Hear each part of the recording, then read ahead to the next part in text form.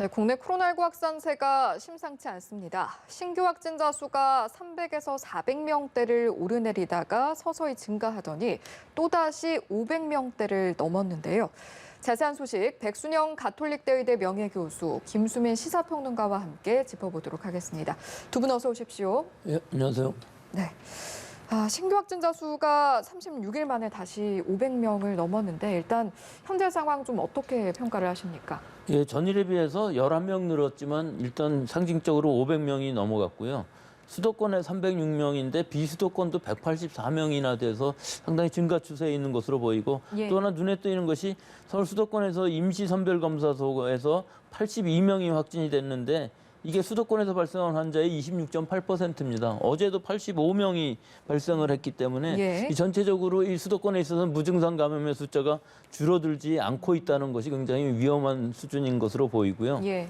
다만 좀 안심할 만한 부분이 있는 것은 위중증 환자가 8명이 줄여서 100명대로 계속 안정적으로 유지가 되고 있고 사망자 수도 비교적 안정적이다 하는 것은 좀 희망적인 것이긴 합니다만은 여러 가지 다른 요소들이 다 나쁘고 이 두 가지만 지금 괜찮은 부분이 있어서 예. 방역 통제는 이루어지고 있지만 지역 사회에 있어서의 무증상 감염이 언제 대규모 확산으로 반전될지 이것은 알 수 없는 상황이기 때문에 아슬아슬한 방역 통제가 이루어지고 있다 이렇게 판단할 수 있겠습니다. 예. 이런 상황에서 정부는 어제 현행 거리두기를 한 번 더 연장을 하기로 하고 방역 수칙 같은 경우에는 좀 더 강화하기로 했거든요. 이 내용도 좀 설명을 해주시죠. 네, 큰 틀에서 봤을 때는 거리두기는 2주일 더 연장을 하는 쪽인데 조금 더 세부적인 내용들을 보강하는 예. 그런 조치가 이루어졌습니다. 일단은 기존에 보면은 시설 내에서 음식물 섭취가 제한된 시설들이 있었거든요. 이것이 몇 가지 더 추가가 됐는데 이를테면은 실외체육시설, 야구장이라든지 이런 시설이 음식 섭취 금지 시설로 더 추가로 포함이 됐고요. 그리고 예. 이용실, 미용실이라든지 미술관 이런 쪽에도 이제 음식물 섭취 금지라는 수칙이 적용이 되게 됐습니다. 그리고 수칙 위반에 대한 처벌도 더 강화가 됐는데요.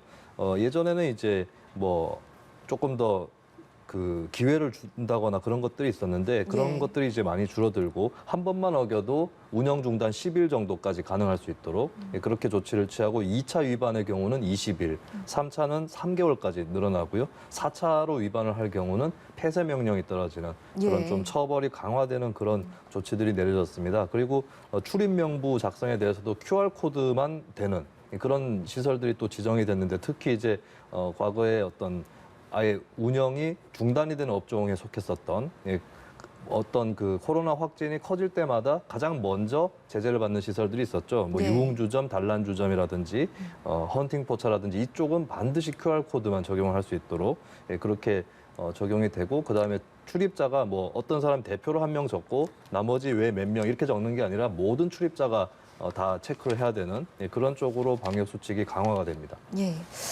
그런데 이제 실효성 면에 있어서 의문을 제기하는 일부 분들도 있는 것 같아서 그 부분에 있어서는 좀 어떻게 판단을 하시는지요? 예, 지금 뭐 11월 중순부터 시작된 이 3차 유행이 벌써 4달이나 되고 있는데 사실은 2월 15일부터 좀 완화된 거리두기 단계로 지금 서울 수도권이 2단계, 비수도권이 1.5단계인데요. 예. 이 특별 방역 대책 기간들을 하더라도 사실 그 효과가 상당히 제한적이었어요. 결국은 지금의 이 방역 통제만 가지고서는 통제는 되지 않는다. 즉 감소세로 가지는 않는다는 것은 알 수가 있죠. 예. 지금 여러 가지 이 대책을 내놓고는 있습니다만은 이 전체적으로 봤을 때 지난주만 해도 200명까지 내리시겠다고 했었는데 사실은 그 방역 대책의 강화되는 수준이 200명까지 내려갈 가능성은 거의 없었던 것이고요. 이번 상황도 지금 앞으로 과연 이 정도의 통제로서 감소가 가능할 것이냐를 생각해 보면은 이게 상당히 제한적이라고 볼 수가 있어요. 그래서 예. 오히려 어제 그 방역 당국에서 말씀하신 것처럼 이 새로운 거리두기 단계를 일단 시범적으로 좀 희망하는 지자체들에서 먼저 시행을 해보고 예. 이 부분을 좀 전국적으로 확대하는 방법, 즉 자율과 책임이라는 부분들이 굉장히 완화되는 수준이기는 하지만 오히려 환자 수는 좀 늘어나는 걸 감수하면서 여러 가지로 지속 가능한 통제가 가능할 수도 있기 때문에 우리 국민들이 잘 지켜만 주신다면은 오히려 환자 수가 늘어나면서 위중증이라든지 병원 입원이라든지 역학조사 같은 것들이 어느 정도 받쳐만 준다면은 예. 오히려 새로운 거리두기 단계를 좀 더 빨리 적용시키는 것이 더 낫지 않을까 그런 생각도 드는 시점인 것이 지금 우리가 2단계에서 2.5단계로 강화시키기는 국민들의 이 방역 통제에 대한 수용성 때문에 굉장히 어려운 상황이거든요. 예. 그러니까 뭔가 좀 획기적인 조치를 취하지 않으면은 우리 이 예방 접종 자체가 원활히 이루어지지 않을 가능성들이 충분히 있기 때문에 좀 더 면밀하고 핀셋 방역이 지금 필요한 시기이고 이런 거리두기 단계의 여러 가지 부분들을 좀 더 면밀하게 관찰을 해서 앞으로 2주가 지나는 사이에 좀 더 새로운 대책이 만들어지고 적용을 해야 될 것으로 봅니다. 예.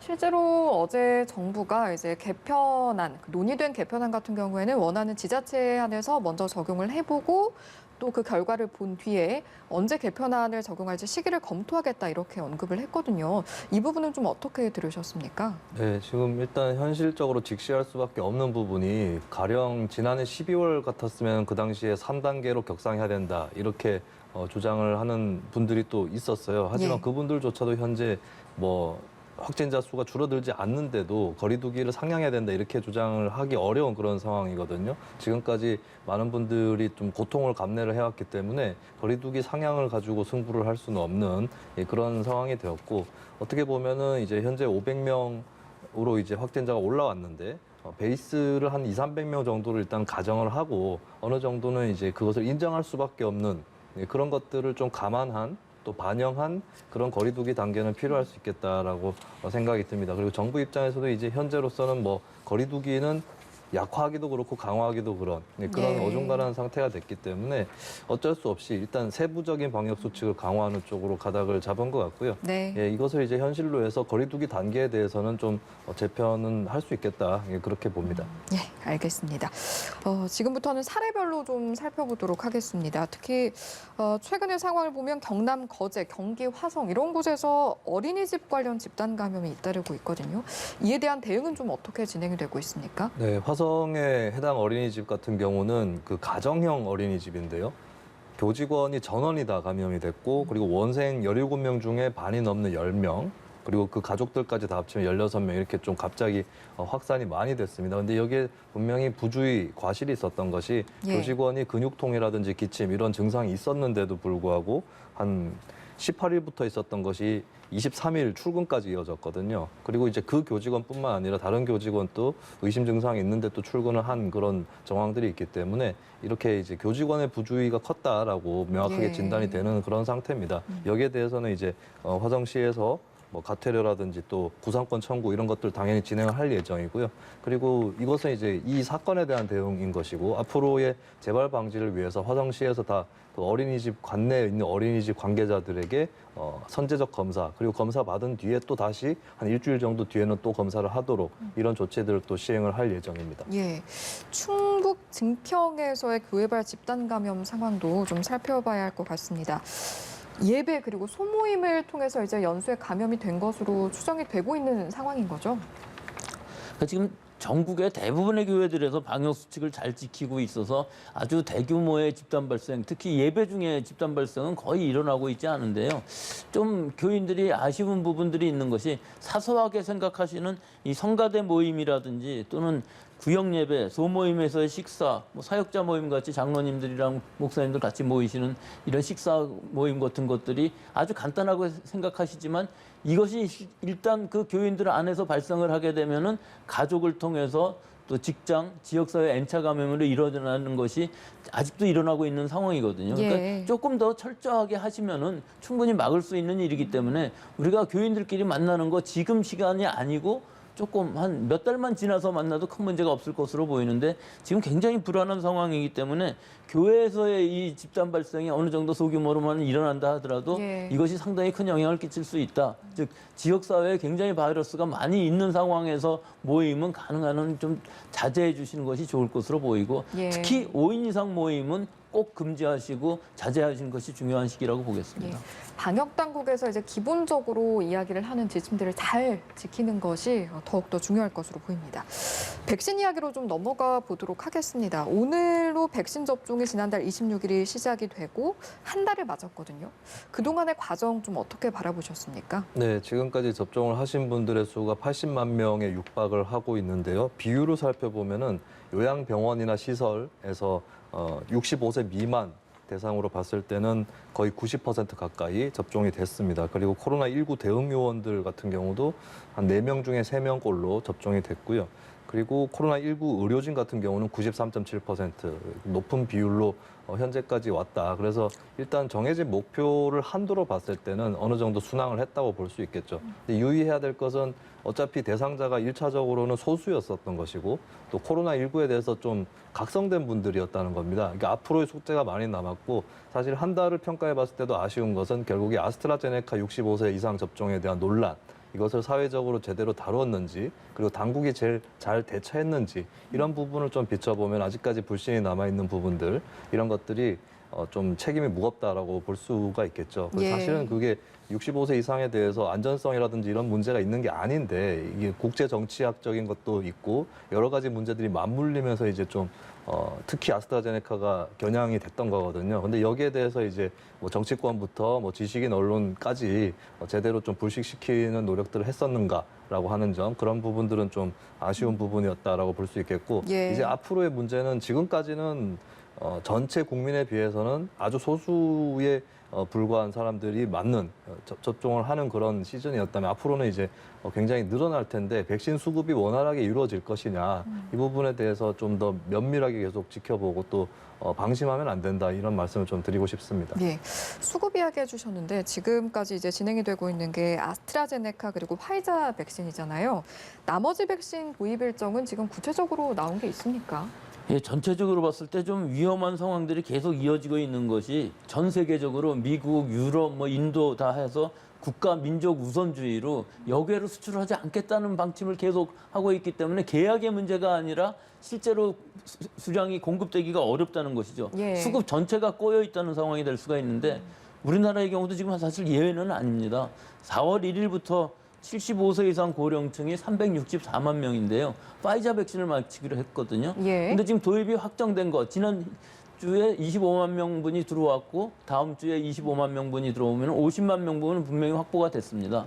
근데 지금 정세균 총리께서 말씀하신 나머지 300만 명 분량이 아직도 확실치 되지를 않고 있어서 과연 이 364만 명 다 맞을 수 있는지 이 부분이 수급에 있어서 문제가 될 수가 있고요. 예. 또 하나는 2분기에 도입되기로 예정되어 있던 이 450만 명분의 아스트라제네카 백신들 이것들도 사실 우리나라 안동의 창고에 다 쌓여 있기는 한데 과연 이 아스트라제네카에서 우리한테 이것을 이 정확한 시기에 다 줄 것인지 하는 문제가 아직도 다 확실치가 않고요. 예. 그 이외에도 이제 얀센이 지금 내일이면은 아마 승인 심사를 시작할 것으로 보이는데 승인이 된다 할지라도 얀센에서도 지금 2분기까지 50만 명 정도 분만 준다고 하니까 나머지 600만 분이 원래 계약돼 있거든요. 예. 550만 명분 아직도 잘 확실치가 않고요. 또 모더나인 경우도 2천만 명분이나 되긴 하지만 과연 2분기 안에 들어올 게 얼마나 될런지 아직 확실치 않습니다.